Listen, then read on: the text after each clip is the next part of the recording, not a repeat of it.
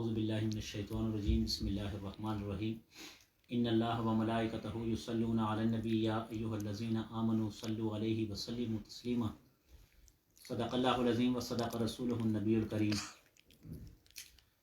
मेरे दोस्तों भाइयों, आज हमारे माशरे में एक बहुत बड़ी ख़राबी पाई जाती है जिस पे हम कंट्रोल नहीं कर रहे।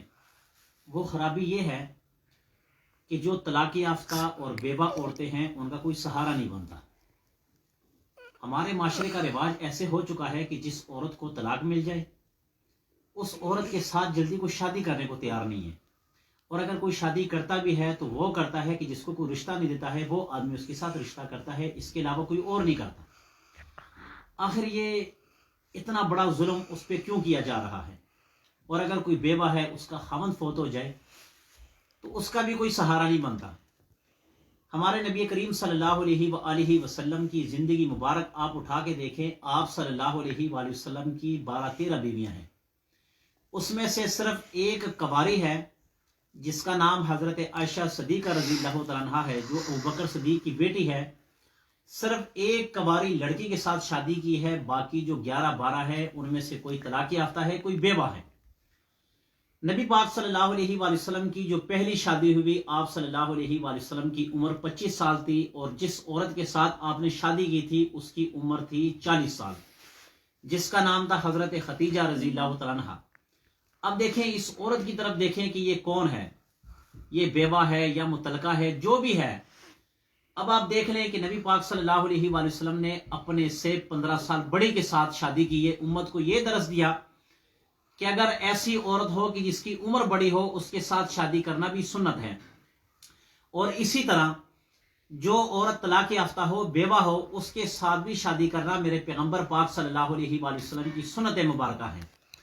एक औरत मिली, उसने अपना दुख सुनाया, और दुख में उसने ये कहा कि आज मैं जिस गुनाह पर और जिस नहज पर पहुंची हूं, इसमें जितने भी अमीर तबका, गरीब तबका, पढ़े लिखे, अनपढ़, वो क़यामत के दिन में अल्लाह जी को कहूंगी कि ये वो लोग हैं कि जो मेरे इस गुनाह में, ये लोग मेरे बराबर के शरीक हैं। उस औरत ने कहा कि ये है कि मेरे खावंद ने मुझे तलाक दे दी थी और मेरे थे 3 बच्चे, वो बच्चे भी मेरे पास छोड़ गया। मैं खानदान में एक ही घर गई हूँ, उसने मुझे जवाब दे दिया, भाई की घर गई हूँ, उसने भी जवाब दे दिया, किसी ने मुझे अपने पास रखने के लिए गवारा न समझा। मगर जिससे शादी करती थी उसकी शर्त ये होती थी कि तुम अपने बच्चों को छोड़ दो, मैं तुम्हें रख लूंगा, मगर मेरी मजबूरी थी, मैं अपने बच्चों को नहीं छोड़ सकती थी। खैर, मैंने एक मकान पर, एक कोठी पर जाकर दरखास्त की कि मुझे काम पे रख लो सफाई के लिए। उन्होंने मुझे काम पे रखा।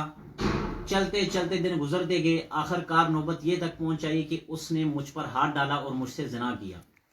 ये मामला चलता रहा। इसी तरह मैं इस लाइन में चली गई थी, ज़िना की लाइन में चली गई, और ये तकरीबन 5-6 साल इसी तरह मैं ज़िना करवाती थी और अपने बच्चों का पेट पालती थी। तो अगर हमारे माशरे में ऐसे लोगों को तरजीह दी जाती, ऐसी औरतों को तरजीह दी जाती कि जो बेवा है, तलाक याफ्ता है, तो वो कभी गलत कदम उठाने पर मजबूर ना होती। अब देखें, एक दूसरे का सहारा बनना चाहिए हमें। शेख जुनैद बगदादी रहमतुल्लाह अलैह एक बहुत बड़े पहलवान थे, बहुत बड़े पहलवान थे, और पूरे चैलेंज के साथ जिस बादशाह के साथ होते थे, ऐलान होता था कि आओ, अगर कोई इसके साथ लड़ना चाहता है तो वो लड़ ले, इसको अगर कोई हरा सकता है तो हरा ले। शेख जुनैद बगदादी खाड़े में है, और एक गरीब आदमी वो लड़ने के लिए आगे होता है, कमज़ोर है, बूढ़ा है, काफ़ी उम्र हो चुकी है। जब वो आगे होता है तो शेख जुनैद बगदादी रहमतुल्लाह अलैह के कान में कहते हैं कि तेरे हारने से मुझे बहुत बड़ा कुछ मिल जाएगा, मुझे सहारा मिल जाएगा, मेरे बीवी बच्चे हैं, कमज़ोर है, नादां है, खाने के लिए कुछ नहीं है, अगर तू हार जाए तो मुझे लाखों रुपया और दिरहम मिल सकते हैं, तू हार जा।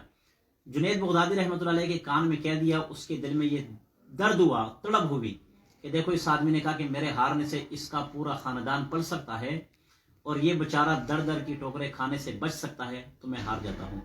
अब वो बादशाह ऐलान करता है कि मेरे इस शेर को कोई हरा नहीं सकता।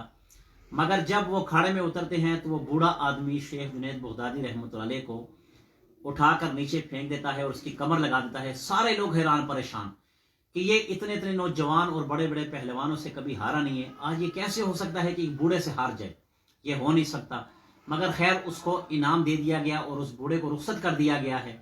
کہنے کا مقصد یہ ہے کہ اتنا بڑا پہلوان اپنی انا کو مار کے اتنے لاکھوں آدمی کی مجمع میں اپنے آپ کو نیچے گراتا ہے، صرف کیا ایک بوڑھے آدمی کی فریاد کے لیے اور اس کے بچوں کے خاطر۔ تو کیا ہم ایسے معاشرے میں اپنے آپ کو دوسرے لوگوں کا سہارا نہیں بنا سکتے؟ خدا را اگر کوئی بیوہ ہو، کوئی متعلقہ ہو، ان کا سہارا بننا چاہیے، ان کی مدد کرنی چاہیے، ان کی مالی مدد کرنی چاہیے، ان کے ساتھ کھڑا ہونا چاہیے۔ اللہ سے دعا ہے کہ جو کچھ کہا سنا اس پر عمل کرنے کی توفیق عطا فرمائے۔